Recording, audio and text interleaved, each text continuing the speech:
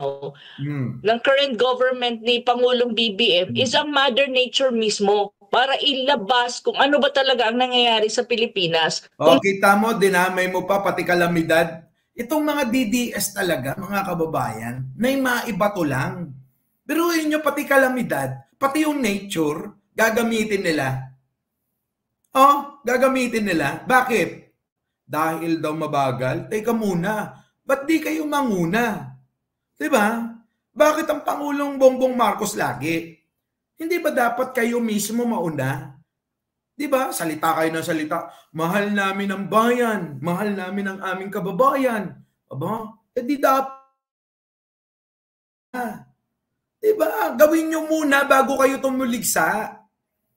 Gusto nyo kasi makita si Pangulong Bongbong Marcos mismo lumulusong sa baha. Marami ang gumagawa at marami na rin beses ginawa ni Pangulo yan. Ang lumusong sa baha para lang matulungan ng marami nating kababayan. Pero teka muna, nasaan si Sara? Tanong ko lang, pakisagot. Baka hindi nyo alam. Habang bagyo, si Sara nandoon, sumasayaw doon sa kasalan. Kita nyo? Tapos ano, hahanapin nyo si Pangulo? Bakit? Yung Vice Presidente, wala bang silbi na alam nyo? Sa bagay, alam nyo naman pala na wala ng silbi. Sino? Si Sara. Pero bakit pinilit-pilit nyo pa at gusto nyo pang maging presidente para para kapalit ni Pangulo agad-agad? Hindi ba kayo nag-iisip? Teka muna, Sara, Presidente Bongbong Marcos, ang layo ng diferensya. Kung ipaghahambing nyo, malayong-malayo sa katangian, katalinuhan, kasipagan, at higit sa lahat, may takot sa Diyos yan. Hindi tulad ng mga Duterte, pinipraise nila ang demonyo. Bakit? Kasi gusto nilang mapunta sa imperno para maghari-harian. Gets nyo? Hindi pa rin, di ba? Kasi hanggang doon lang yung kakayanan nyong isipin ang mga bagay-bagay at nangyayari. Oh. Bars. Okay. Gets nyo na? Hindi pa rin. Wala na akong magagawa. Maigi siguro nyo, yung tog nyo muna yung mga ulo nyo para naman lang sa ganon. Pagbalik nyo rito, abay alam nyo na kung ano ibig kong sabihin at kung ano yung gusto kong ipahatid sa inyo. Diba? O, shoutout po sa lahat po ng bagong dating, sa lahat po ng mga nandito ngayon. Shoutout po. Opo, pagpasensyahan nyo muna tong ating live natin, mga kababayan, sapagkat ito wala tayo sa ating studio. Gamit-gamit ko lang itong laptop ni Jen Angeles na hiniram ko. Ano po? Ay, tuloy natin ito.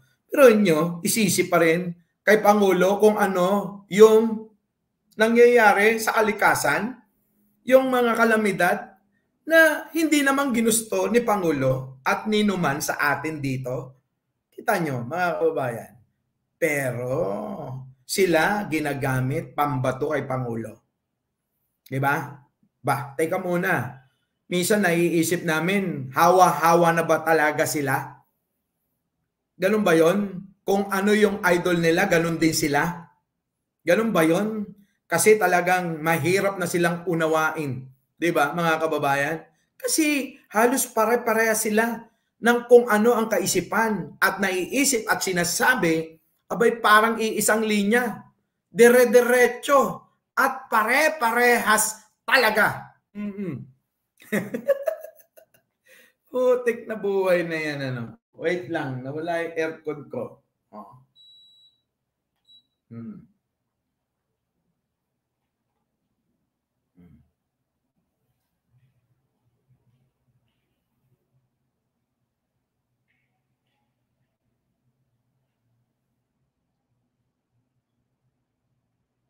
Okay na.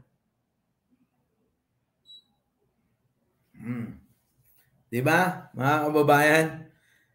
Sige, tuloy natin itong matandang ito na minsan akala mo naman may naitulong sa mga tao. Nandyan na ang kalamidad. Biruin nyo, mga kababayan, na i-post ko pa nga. Ano sabi ko? Aba, ang daming mga ano dyan. O, nandyan na si Chris Ulo. Di ba? Chris Ulo. O, ang dami nila dyan. Laging sinisigaw. Mula nang nag-file sila ng COC nila. Ano sabi nila? Ako po ay tutulong sa inyo mga kababayan. Ako po ay magsiservisyo ng tapat sa inyo mga kababayan. Ako po ay hindi magnanakaw. O ano, nasaan na kayo ngayon? Mga ninimal kayo, bigla kayong nawala lahat. Diba? Bigla kayong nawala lahat. Samantalang kailan lang, sigaw kayo ng sigaw na mahal nyong bayan. Oh, sigaw kayo ng sigaw na sabi nyo, mahal nyo ang inyong maging mga kababayan. O, nandyan na yung mga kababayan ninyo, kailangan ng tulong nyo, inang-ina kayo. Bakit wala kayo? Buti pa si Aling Lenny, nandun lumulusong sa baha. Hindi pa yan. Hindi pa yan nagsisilbi. Tatakbo pa lang yan. Pero nandoon, nauna pa kay Sara. Diba? Nauna pa kay Sara. Si Lenny, nakatulong na. Si Sara, nag-i-enjoy pa. Bakit nag-i-enjoy? Abay, sumasayaw pa. Nagti-TikTok pa doon sa kasalan na pinuntahan niya. Gets nyo? Tuloy natin to. Ang fact checker right now ng current government ni Pangulong BBM is ang Mother Nature mismo. Para kita nyo paano naging fact checker ang Mother Nature, bobo. Saan makita nyo kung paano nila? Pag pinakinggan nyo, akala mo matalino. Pero kapag inisip mo, putang inas, naninira talaga to. Biruin mo gawing fact checker itong Mother Nature natin. Diba? Saan ka naman nakakita? Fact checker? Mother Nature? Teka muna, tanda. Hindi mo ba nagigets? Yung kasabihan ngayon na ang problema natin climate change? Hindi mo alam yon. Teka muna. Bakit hindi mo ibunggo mo yung mukha mo kay Sara?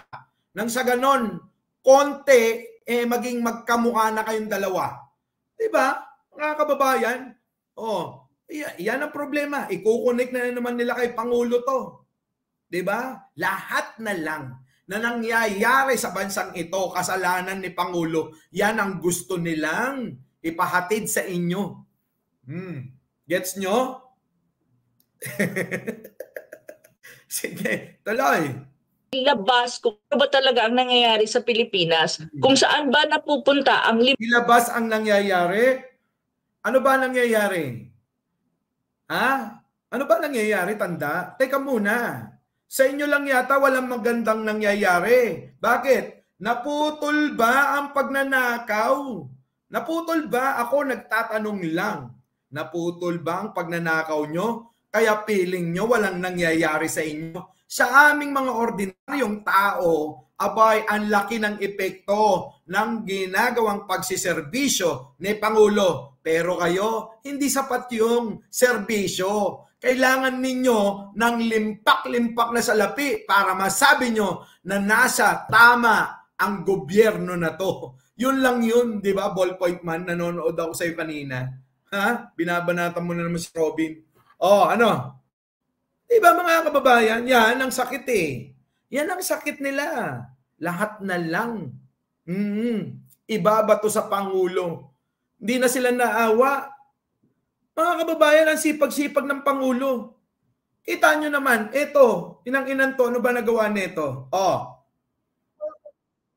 Red is asking for help, in particular yung mga rubber boats. How soon? Yeah, as soon as we can get in. As soon as we can get it. As soon na makakarating na kami doon. As soon na magawa na lahat. Pakinggan ninyong buo para maunawaan yung mabuti. Sige, tuloy. As soon as makapasok kami, we will be doing that. And we are now beginning to marshal our assets. Like for example, rubber boats. Hanggang Mindanao, kukunin na muna namin. At dadali namin dito sa area na pangangailangan. Kaya ba yon ng isang araw? Kung lahat na lang mga kababayan ng mga kagamitan mula Luzon hanggang Mindanao, dadalin doon sa mga nasalanta ng pagbaha. Anong sa tingin ninyo? Kaya ng isang araw, 2 araw? Teka muna. Yung nga lang pumunta ron, sa baha. Mahirap na. Totoo, kailangan natin gamitin ang mga bangka. Totoo, kailangan natin gumamit ng matataas na mga sasakyan. Aba, yun naman ang pinlano ng Pangulo. O kita nyo, may problema ba? Si Lenny nga walang reklamo. O pero itong mga ito, bakit nagre-reklamo?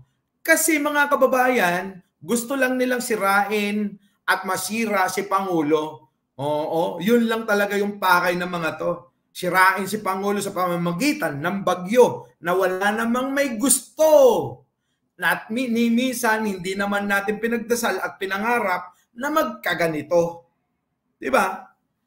Sino ba may gusto na magkabagyo? Sino ba may gusto na magkaroon ng baha? Sino ba may gusto na bahain ang mga bahay ng mga kababayan natin? Di ba wala? Bakit? Abay kabawasan yan sa pondo ng ating bayan. Na imbis sa iba na lang gamitin, ay mapupunta na lang yan sa mga nasalanta. Ganito lang naman yan. Yung bang sa buhay natin, hindi natin inaasahan na mayroon talagang dumarating na unos tulad ng bigla kang nagkasakit o bigla kang naaksidente, di ba? Imbis na yung gagastusin mo sa ibang bagay, biglang mapupunta ngayon sa biglaang mga nangyari. 'Di ba? Hindi naman na ano 'yun eh. Hindi naman nawawala sa buhay natin. Nangyayari 'yun yung mga biglaan. Halimbawa ako pagbaba ko kahapon, muntik na ako nadulas. Kung nadulas ako't nabalian, di gagastusan ko 'yan. Ganun lang kasimple.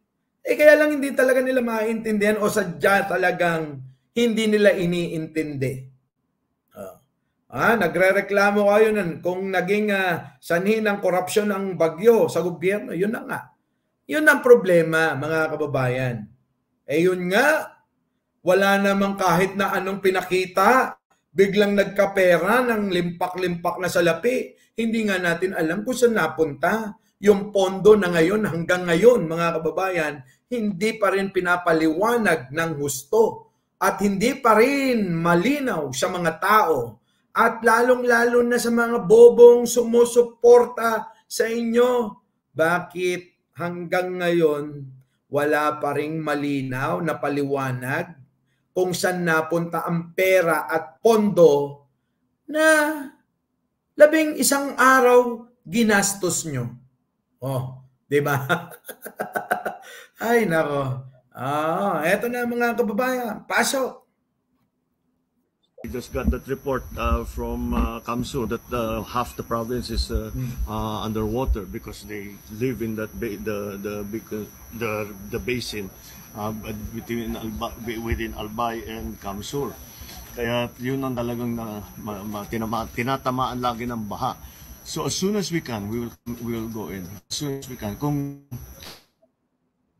kailangan, kung di naman mailipad ng helicopter yun. So, kailangan truck ang magpapasok. Kita nyo mga kababayan. May plano naman ang Pangulo. Pero sila, grabe. Kung, kita mo yung mga bobo, pati yung mga salita ng Pangulo na minsan nauutal, abay issue. Parang hindi naman gano'n si Digunyo. Sama mo pa si Sara na mukhang gago. Pag nagsalita, akala mo hinuhugot yung salita niya sa sementeryo? Normal lang sa tao yung mga ganyang salita, lalo na sa mga matalino. Sino ang hindi naging ganyan na matalino? Lahat sila. Merong pa ganyan-ganyan pa doble-doble na sinasabi. Kaya nga ako ganito, doble ang sinasabi ko. Bakit? Kasi parehas kaming matalino. Hindi tulad ninyo. Mga bobo kayo. Diba? Gets nyo? Hindi pa rin magigets, mga kababayan. Pag bobot mangmang, ganyan talaga. Wala na talagang hanggan ang katangahan nila. Hindi nyo maintindihan? Aba, gumamit kayo ng Google na ang mga taong dumodoble na sinasabi, matalino tulad ko at tulad ni Pangulo. Ha? Puta. So as soon as mag-clear, alam naman ng DPWH ang gagawin nila. At nakamonitor naman sila. Nandun naman ang mga tao nila, mga regional officers. Nakamonitor mga kababayan ng Pangulo. Sa madaling salita, mga kababayan, ayan, inulit-ulit ko pa. Oo, para mas maliwanagan sila. Opo, hindi nyo pa rin magets, no? Hindi nila magets, mga kababayan. Kailangan naming doble-doblehin ang aming kasi nga mga bobo sila. Kapag ang sinabit, yung iyong gustong ipaliwanag, hindi nila maiintindihan yan. Subukan ninyo, paulit-ulit. Kita nyo, hanggang dulo, baka hanggang bukas, di pa rin nila magets. Diba? Hindi pa rin nila magets.